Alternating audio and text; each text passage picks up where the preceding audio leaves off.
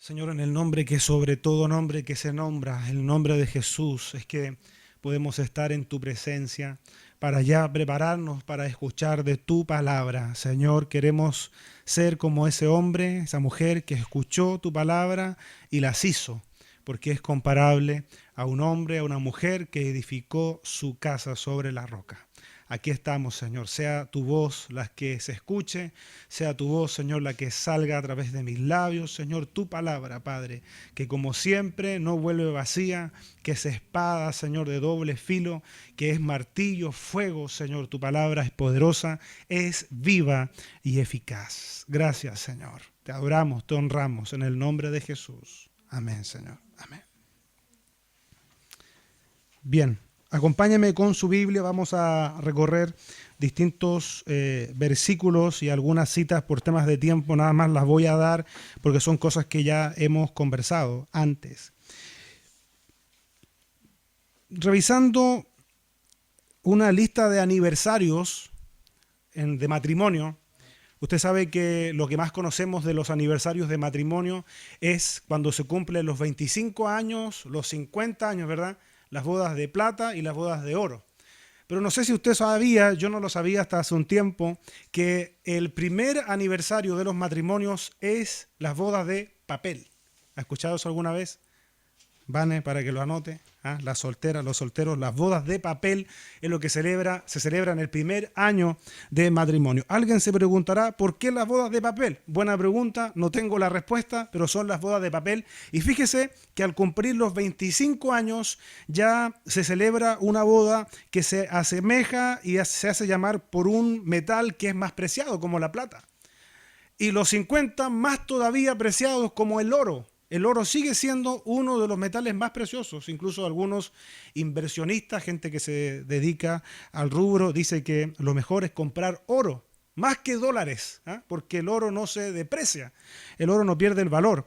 A los 60 años, los matrimonios, bueno, los que llegan a celebrar 60 años de matrimonio ya deben ser menos, pero ¿sabes? A los 60 años son las bodas de diamante.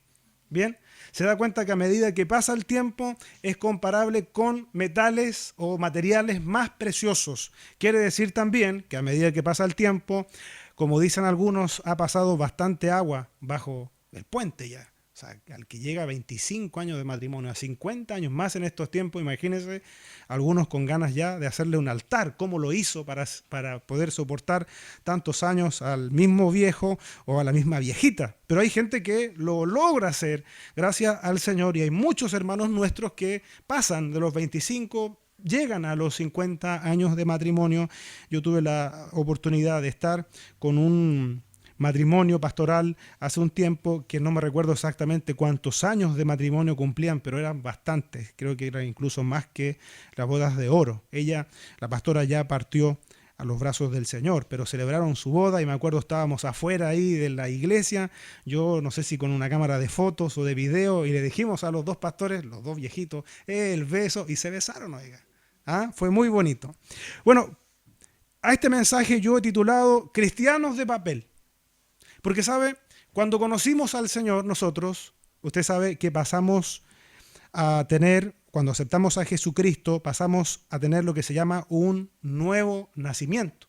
Y como nuevo nacimiento, usted sabe que partimos como bebés espirituales. Bien, en el nuevo nacimiento también comienza una etapa, llamémosle natural, espiritual de crecimiento. El recibir, con el hecho de recibir a Cristo, no termina, no es el fin, es el inicio. Ahí comienzan todo lo que es la vida espiritual para nosotros. Bien, con ese nuevo nacimiento, que usted sabe la palabra del Señor, hay un hombre importante como Nicodemo que no entendió lo que el Señor Jesús le dijo que debía volver a nacer. Él lo llevó a la lógica. ¿Cómo podré volver a estar en el vientre de mi madre? Dijo él, pero no entendió. Es nacer del Espíritu.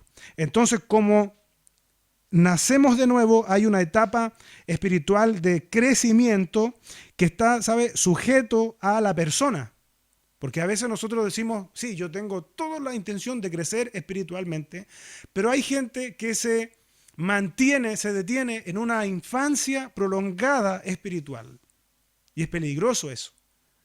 como vivimos todas las etapas en la vida natural, espiritualmente también tenemos que vivir cada etapa. Hay una etapa para consumir leche espiritual, pero también tiene que haber una etapa para otro proceso que sea más importante, en el alimento más sólido que la Biblia habla. Pero hay algunos que permanecen por espacios prolongados en la infancia espiritual y algunos que definitivamente a veces se quedan estacionados en ese estado.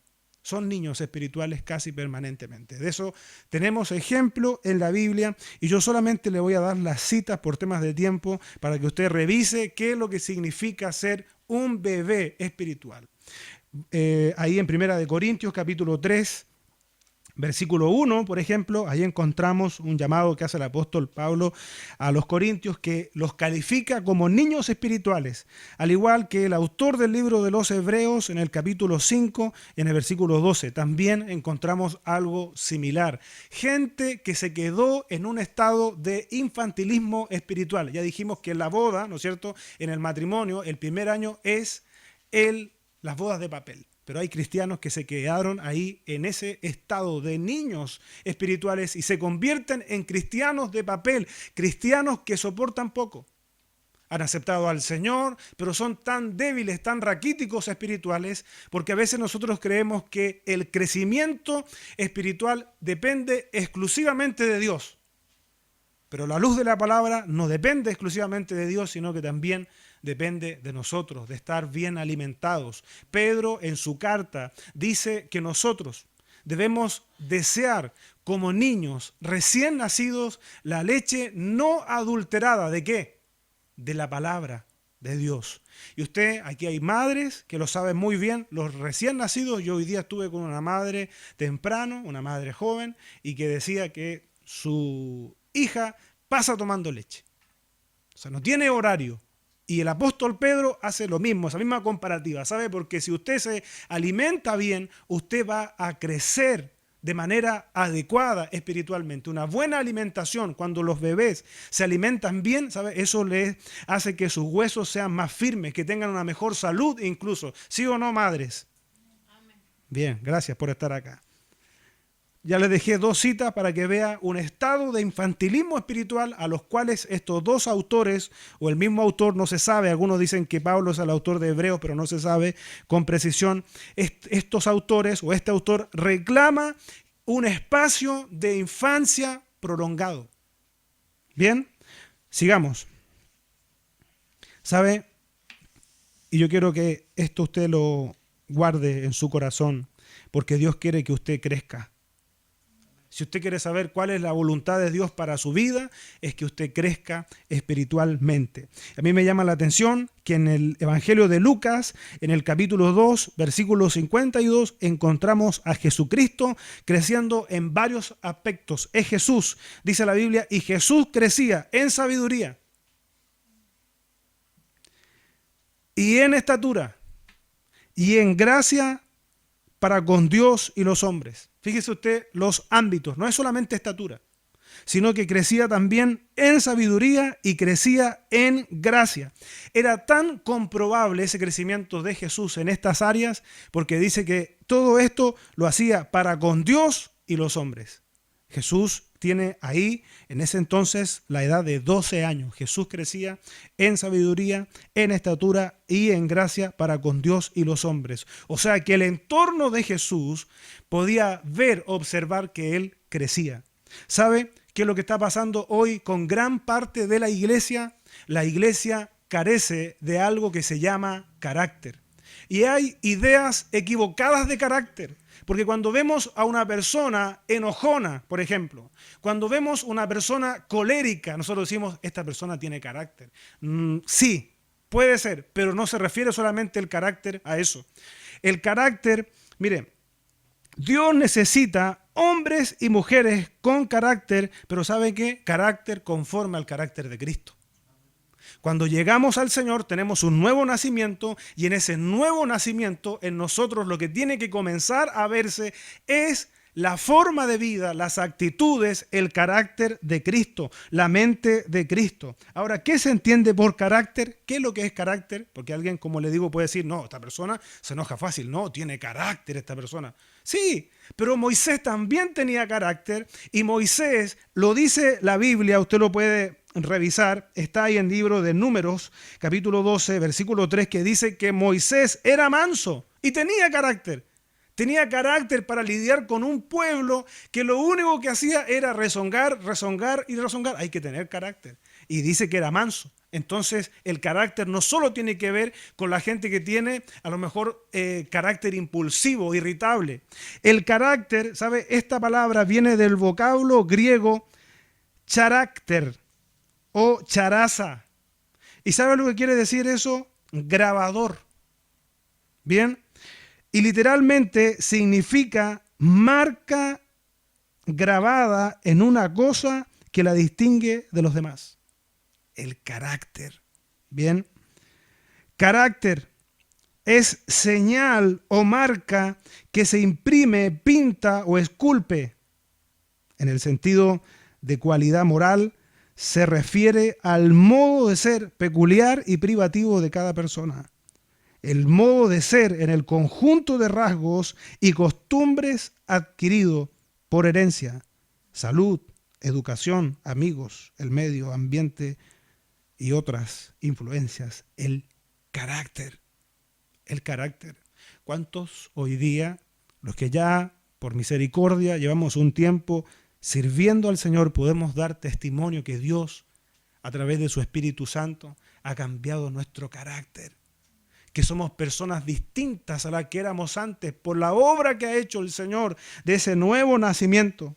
Bien, entonces ya sabe que el carácter no tiene que ver con ser colérico. El carácter tiene que ver con esa imagen, con ese grabado. ¿Qué carácter es el que nosotros tenemos? Somos llamados a tener los rasgos del carácter de Cristo. Bien, ¿sabe? Y en eso, hoy en día, lo que podemos decir, que nuestros padres espirituales nos humillan a nosotros. Sabe que la iglesia, hablamos de, no tan lejos, debe ser unos 50, 60, 70 años, la iglesia, mucho de lo que componía la iglesia era gente analfabeta. Hay un montón de testimonios, muchísimos testimonios de gente que aprendió a leer por las Sagradas Escrituras. Yo he escuchado muchos testimonios de gente, ¿sabe? Yo no sabía leer, hermano, y Dios me enseñó porque no podían ir a la escuela.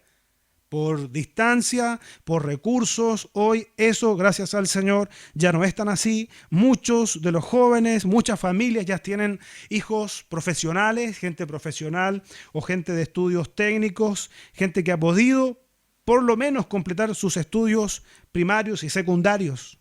Bien, pero nuestros padres espirituales, ¿sabe? Eran hombres, muchos de ellos iletrados, que lo que aprendieron fue un par de versículos bíblicos, pero era gente que tenía carácter. Era gente que en ellos, ¿sabe? Lo que uno podía observar es que ellos eran dependientes de Dios. Al saber menos de la palabra, al no saber leer, era gente totalmente dependiente de Dios. Que el Espíritu Santo les iluminara, que el Espíritu Santo les dijera lo que ellos tenían que decir, hablar. Dígame, ¿quién no se ha encontrado de los que ya llevamos un tiempo sirviendo al Señor con esos hombres que una simple mirada que tenían, ¿sabe? Era como que escarbaba, llegaba, traspasaba hasta lo más íntimo. Era gente que, ¿sabe? No escatimaba recursos ni medios para llegar a ir a predicar la palabra, a veces a lugares remotos. A veces se demoraban horas y a veces días para ir a predicar a un lugar y llevar el mensaje de la palabra del Señor. Insisto, conociendo tan poco de la palabra. Pero lo poco que sabían, lo vivían. Lo poco que sabían, lo practicaban. Y como sabían poco, dependían más. Hoy la iglesia sabe mucho más de palabra. Hoy es mucho más lo que hay de conocimiento. Pero nos falta recuperar lo que esos hombres y mujeres tenían, que era esa pasión, ese carácter por defender la causa de Cristo, por defender el Evangelio. Hoy eso se ha ido apagando. Hoy eso es más escaso. A esos hombres usted no los sacaba así fácilmente de la iglesia, porque muchos de esos hombres habían hecho un compromiso con Dios, una promesa, no un pacto, un voto. Muchos de esos hombres habían estado tirados ahí en un pozo, no sé, en una zanja, ebrios, y escucharon ahí la palabra del Señor. Y un día le dijeron al Señor, te voy a servir por toda mi vida. Esa gente sabía de lo que es respetar compromisos. Estoy generalizando, usted puede decir, ¿hay excepciones? Sí, hay excepciones. Pero muchos de esos hombres, ¿sabe? Yo me recuerdo ahora, hace algunos años, de un hombre que partió a los brazos del Señor y que en la iglesia decían que ese hombre era tan fiel, y me acuerdo, yo era pequeño, y decían que este hermano llegaba a tener callos en sus rodillas. Un hombre de oración, un hombre dependiente, un hombre apasionado por el Señor, un hombre de carácter, el carácter de Cristo. ¿Sabe? Ahí en el libro de Hebreos, en el capítulo 11, desde el versículo 36, hay un pasaje que a mí me apasiona. ¿Sabe por qué? Porque usted va a encontrar la galería de los héroes de la fe y se va a encontrar en la versión Reina Valera con varios versículos que dice es por la fe, o por la fe, por la fe, por la fe. Varios versículos que dicen eso. Pero en el versículo 36 en adelante se va a encontrar con gente que tuvo carácter. Cuando usted tiene carácter, cuando usted tiene identidad, cuando usted sabe quién es en el Señor, no necesita que otros lo validen, porque sabe que una de las cosas que le dio Dios cuando usted aceptó a Jesucristo fue identidad. Dice Juan 1:12, más a todos los que le recibieron, a los que creen en su nombre, les dio potestad de ser hechos nietos, sobrinos, amigos, hijos, dice, de Dios. Sabe que eso es identidad. Usted no necesita que alguien lo valide a usted, porque si usted recibió a Jesucristo como su Salvador, usted y yo, por la gracia del Señor, hoy día podemos ser llamados hijos de Dios. Eso es identidad. Usted y yo sabemos quiénes somos en el Señor, somos hijos, y si hijos, como también la Biblia dice, herederos, coherederos con Cristo. Pero tenemos una misión, tenemos que tener carácter, porque si no tenemos carácter, ¿sabe? Somos como la hoja seca, vamos de un lado para otro, nos dijeron esto aquí y no nos gustó, nos vamos para el otro lado, tampoco nos gustó, al final, ¿sabe? El cristiano comienza a secarse. Fíjese lo que dice desde el versículo 36 de Hebreos 11. Dice, otros experimentaron vituperios y azotes, y a más de esto, prisiones y cárceles. Está hablando de la galería de la fe maravillosa. Aquí ya no está dando nombres, ya habló de Noé, ya habló de Abel, ya habló de Abraham, ya habló de varios más que están aquí señalados. Ahora está hablando de un grupo de gente indeterminada. No sabemos cuántos son nosotros, Dios sabe cuántos son, que experimentaron este tipo de cosas, vituperios, azotes, pruebas, prisiones, dice, y cárceles. Y eso no es todo. Dice, fueron apedreados, aserrados, puestos a prueba, muertos a filo de espada, dice, anduvieron de acá para allá, cubiertos de pieles de ovejas y de cabras, pobres, angustiados, maltratados. Vuelvo a decir que esta gente se ganó un espacio en la galería de la fe, pero son NN. Pero era gente de carácter, porque sabe, para morir por la causa de Cristo, usted tiene que tener carácter y usted tiene que saber quién es, tiene que conocer su identidad. Eso es lo que hoy día parte de la iglesia carece. Por eso que son tan volátiles, por eso que no se afirman en un lugar, por eso que van de aquí para allá. Esta gente sabía quiénes eran y sabía qué promesa había para ellos, porque fíjese, fueron apedreados, aserrados, muertes crueles estas. Por eso están en la galería de la fe. ¿Cuánta gente acá hay? No lo sabemos, porque quiero decirle que en este tiempo, en este año 2015 que estamos viviendo, hay gente que sigue muriendo en estas condiciones. Decapitados, quemados por la causa de Cristo, por no negar a Cristo. Sigamos. Dice, de los cuales el mundo no era digno, errando por los desiertos, por los montes, por las cuevas, por las cavernas de la tierra. ¿Se da cuenta? ¿Sabe? Según la organización Puertas Abiertas, actualmente hay más de 150 millones de cristianos perseguidos en el mundo. Nosotros acá, oiga, tenemos que dar gracias al Señor porque podemos estar reunidos a esta hora, tener la libertad para tener esta reunión, porque hay lugares donde hay gente, como en Nigeria, que va a la reunión y sabe que probablemente sea la última reunión de sus vidas. Y no le estoy exagerando, porque hay iglesias que están amenazadas con bombas, que le van a tirar bombas y lo han hecho. Hay gente que ha muerto estando en la hora de la oración de la iglesia. Eso usted véalo en las noticias. ¿Ve? Hay actualmente más de 150 millones de cristianos perseguidos en el mundo. Para no negar a Cristo, ¿sabe lo que tiene que tener usted y yo? Carácter. Para no negar a Cristo, ¿sabe lo que usted y yo necesitamos? Identidad. Saber quiénes somos en el Señor, mantenernos ahí y saber que si la muerte es el precio de no negar a Cristo, tenemos que tomar las palabras que dijo el apóstol Pablo cuando dijo: para mí el morir es ganancia.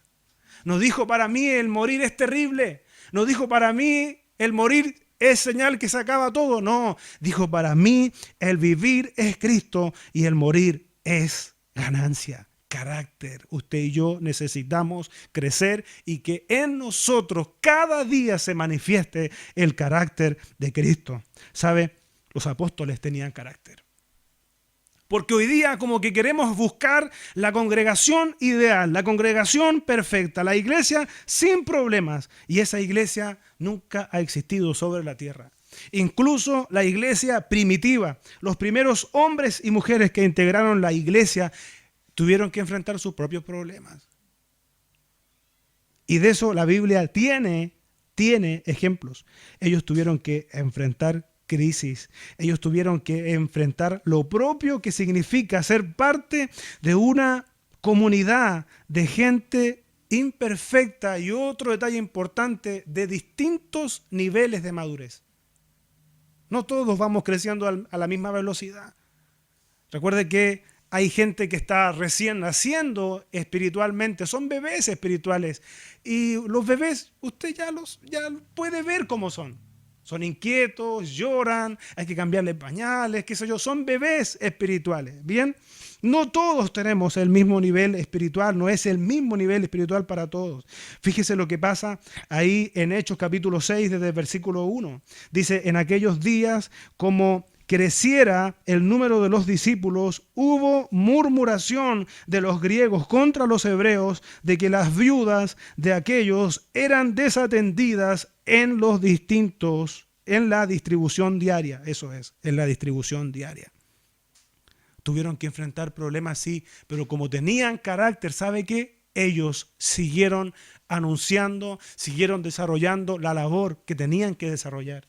Porque a veces, ¿sabe? Nosotros tempranamente abandonamos. No, ¿sabe? Que no se da esto. Quise hacer esto y no me resultó, listo, no lo hago más. ¿Qué hubiese pasado si los primeros apóstoles hubiesen pensado así? No, ¿saben qué? Estamos con problemas, la gente está murmurando, ¿sabe qué? Cerremos y vámonos, el último apaga la luz. Y hay alguien que desarme los equipos. No pensaron así. Bueno, ¿cómo solucionamos los problemas? ¿Cómo solucionamos esta situación? Y ellos hacen un plan, tienen una estrategia, y ahí, en este capítulo 6 de Hechos, ¿sabe? Ahí aparecen los diáconos.